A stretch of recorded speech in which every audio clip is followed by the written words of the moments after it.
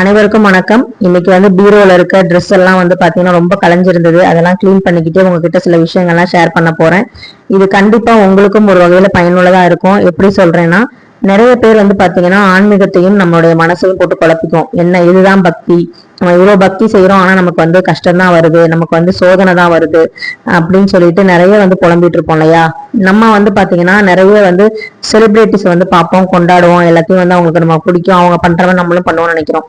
ஆனா ஒரு சில விஷயங்கள் அவங்களும் மனுஷங்க தான் அப்படிங்கறத நம்ம புரிஞ்சுக்கிறதே இல்லை. அவங்களுக்கும் நிறைய கஷ்டங்கள் வரும். அப்படி ரீசெண்டா நான் பார்த்து ஒரு இன்ஸ்பயர் ஆன ஒரு நடிகையை பத்தி தான் நான் பேச போறேன். என்னடா நீங்களும் நடிகையை பத்தி பேசுறீங்கன்னு நினைக்காதீங்க. எனக்கு ரொம்பவே அவங்களை பிடிச்சது சில விஷயங்கள் இருக்கு. அதை நான் இங்க ஷேர் பண்ணணும்னு நினைக்கிறேன். ஒரு சுயமரியாதை மிக்க ஒரு நடிகை. அது மட்டும் இல்லாம நிறைய பாத்தீங்கன்னா அவங்க மேல அவ்வளோ பாத்தீங்கன்னா கஷ்டங்கள் இருந்தது.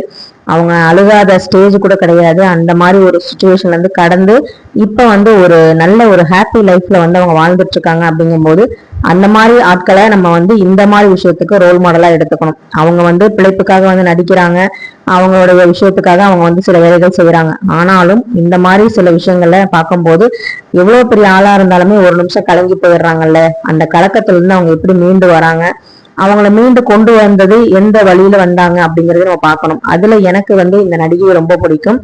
சோ அதனால வீடியோவை ஸ்கிப் பண்ணாம பாருங்க. நீங்களும் நான் நிறைய சாமி கும்பிடுறேன், என் கஷ்டமே தீரல, எனக்கு அழுகதான் வருது, என்னதான் பண்றதுன்னு தெரியலன்னு அந்த ஸ்டேஜ்ல இருந்தீங்கன்னா இந்த ஒரு குட்டி ஸ்டோரி உங்களுக்கு கண்டிப்பா யூஸ்ஃபுல்லா இருக்கும். உங்களுக்கும் ஒரு மோட்டிவேட்டா இருக்கும் அப்படிங்கிறதுக்காக தான் இந்த வீடியோ பதிவு. எனக்கு பாத்தீங்கன்னா ரஜினி சாருடைய நடிப்பை விட அவருடைய பக்தி எனக்கு ரொம்ப பிடிக்கும். அவர் எவ்வளவுதான் படம் நடிச்சாலும் அமைதிக்காக பாத்தீங்கன்னா அவர் போற இடம் இமயமலைன்னு நம்ம எல்லாத்துக்குமே தெரியும். சோ ராகவேந்திரா படம் அவர் 100வது படம் நடிச்சாரு. அவ்வளவு பெரிய பீக்ல ஒரு சூப்பர் ஸ்டாரா இருக்கும்போது ஒரு சாமியார் வேஷம் போட்டு அவ்வளவு தில்லா நடிச்ச ஒரு ஆள். அதே மாதிரி பாபா படம் ஃபெயிலியர்னு சொன்னா கூட அவர் அவரோட குருநாதர் பாபாவுக்காக அவர் அதை நடிச்சு கண்டிப்பா அதுல ஒரு நல்ல ஒரு சமர்ப்பணம் பண்ணாரு. பணம் காசெல்லாம் எதிர்பார்க்காம அந்த ஒரு பாபாவுக்காக அந்த படத்தை நடிச்சு நல்லபடியா அந்த நிறைய தத்துவங்கள், நிறைய கதைகள் எல்லாமே சொன்னாங்க. அந்த வகையில பாத்தீங்கன்னா நிறைய நடிகர் நடிகைகள், நிறைய இப்ப நளினி அம்மா எடுத்துக்கோங்க, இந்த மாதிரி நிறைய பேர் பாத்தீங்கன்னா அவங்கவுங்க பக்தியில ரொம்ப இன்வால்மெண்டா இருக்காங்க. என்னதான் அவங்களுடைய ஏஜ்ல அவங்க சம்பாதிக்கிற வயசு சம்பாரிச்சு எவ்வளவுதான் கொடிக்கட்டி பறந்தாலும் அவங்க கடைசியா நிக்கிற இடம் கோவில், சாமி தான். அதுல ரொம்ப ட்ரெண்டிங்கா இருக்கிற ஒரு நடிகை, ரொம்ப ஒரு போல்டான நடிகை, ஒரு என்ன சொல்றது, நம்மள மாதிரி ஒரு என்ன என்ன சொல்லுவாங்க இல்லையா, பூமர் ஆண்டின்னு ஒரு பொண்ணு சொன்னிச்சு, அந்த மாதிரி பூமர் கூட கிடையாது. ரொம்ப பாத்தீங்கன்னா இந்த இருக்கிற காலத்துக்கு ஏற்ற மாதிரி மாத்துக்கிற ஒரு பொண்ணாதான் இருந்து அவங்க இருக்காங்க.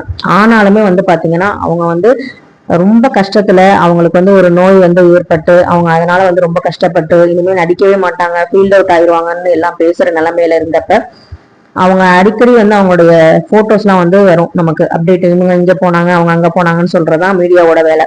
அப்படி வரும்போது அவங்க அதிகமா அந்த நேரத்துல போனது கையில ஒரு ஜபமாலை மாதிரி ஏதோ வச்சிருப்பாங்க. அதை வச்சுக்கிட்டே தான் உட்காந்துருப்பாங்க. ஸ்டேஜுக்கு போனா பெரிய கண்ணாடி போட்டிருப்பாங்க. ரொம்ப கண் கலங்குவாங்க. அதை பத்தி பேசினாலே அவங்களுக்கு ஸ்கின் டிசீஸ் இருக்கு அப்படிங்கிற மாதிரியும், கை பாத்தீங்கன்னா வலிக்கும், அந்த நர்வ்ஸ்க்கு எல்லாம் வலிக்கும் அப்படிங்கிற மாதிரிலாம் சொல்லி பேட்டி எல்லாம் கொடுத்துருக்காங்க. ஸோ இதோட அவங்க ஃபீல்ட் அவுட் ஆயிடுவாங்க அப்படிங்கிற மாதிரியும் இருந்தது. அதுக்கு முன்னாடி அவங்களுக்கு கல்யாணமும் ஆகிருந்துச்சு. ரொம்ப பிடிச்ச ஒரு நபரோட தான் அவங்க கல்யாணம் பண்ணாங்க. பெரிய குடும்பத்துலதான் கல்யாணம் பண்ணாங்க. ஆனாலும் அந்த கல்யாண வாழ்க்கை சரியாக அமையல. அவங்கள பத்தின கிரிட்டிசிசம் அதிகமாச்சு.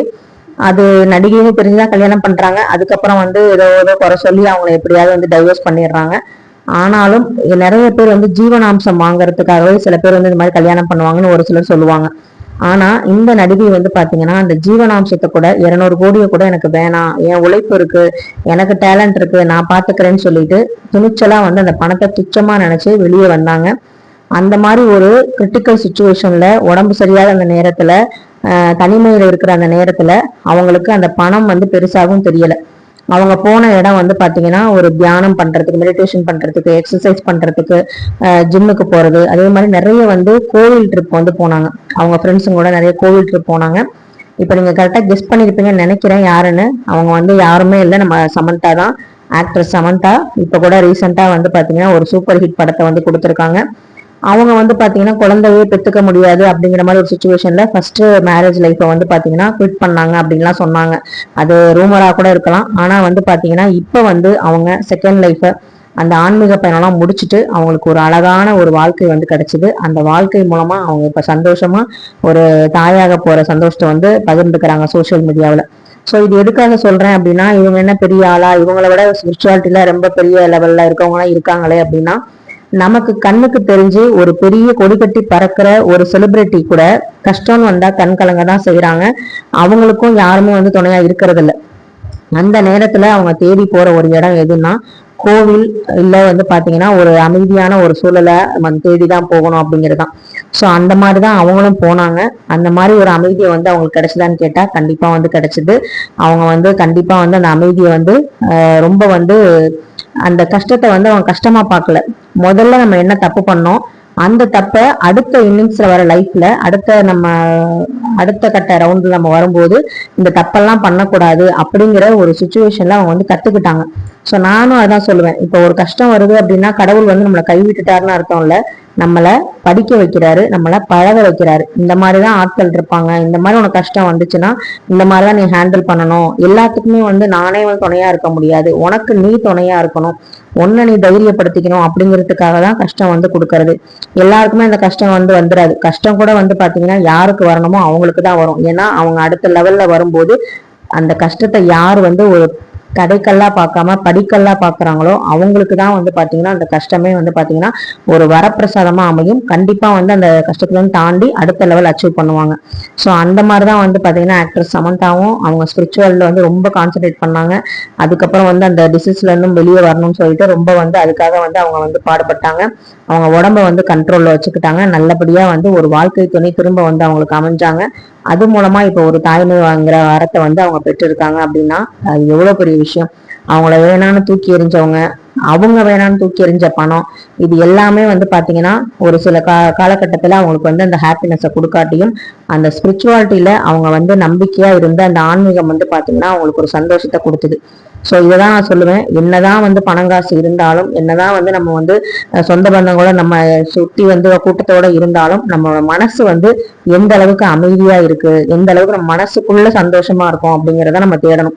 வெளியே வந்து எல்லாரும் சிரிக்கிறாங்க, நம்மளும் சிரிக்கிறோம். எல்லாரும் வந்து ஜாலியா பேசுறாங்க, நம்மளும் ஒரு ஜோக் சொல்றோம்.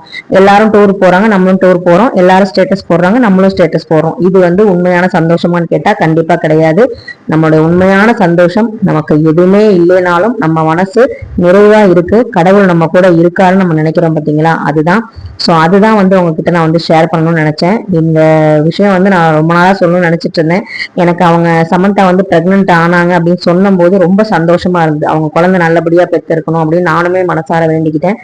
ஏன்னா ஒரு பொண்ணுக்கு வந்து உடம்பு நல்லா இருக்கணும், மனசு நல்லா இருக்கணும், ரெண்டுமே வந்து அவங்களுக்கு அந்த நேரத்துல சரியில்லாம கண் கலங்கி எல்லா ஸ்டேஜ்லயுமே அழுதுட்டு படம் வாய்ப்பே வருமானு டவுட்டா இருந்தது. நிறைய வாய்ப்புகள் வந்து இழந்தாங்க. முதல் வாழ்க்கையும் சரியா அமையல. அப்படிங்கும் போது அவங்க தேடி போன இடம் கடவுள், ஆன்மீகம் தான். ஸோ ஆன்மீகத்தை நம்பினவங்க, அமைதியை வந்து தேடுறவங்க கண்டிப்பா ஒரு நாள் வாழ்க்கையில ஜெயிப்பாங்க. ஸோ அது வரைக்கும் பதட்டப்படாம நம்மளும் வந்து பொறுமையா கடவுள் கொடுக்குற பாடத்தை கத்துக்குவோம். அதுக்கப்புறம் நம்ம வாழ்க்கை எப்பவுமே சந்தோஷமாவும் சுகமாவும் இருக்கும் அப்படிங்கிறதுல எந்த சந்தேகமும் இல்லை. ஸோ உங்களுக்கும் இந்த மாதிரி மனநிலைமை இருந்தா அதை மாத்திட்டு பாசிட்டிவா இருங்க. எல்லாமே நல்லபடியா நடக்கும். பிரபஞ்சம் நமக்கு நல்லதே செய்யும். நன்றி.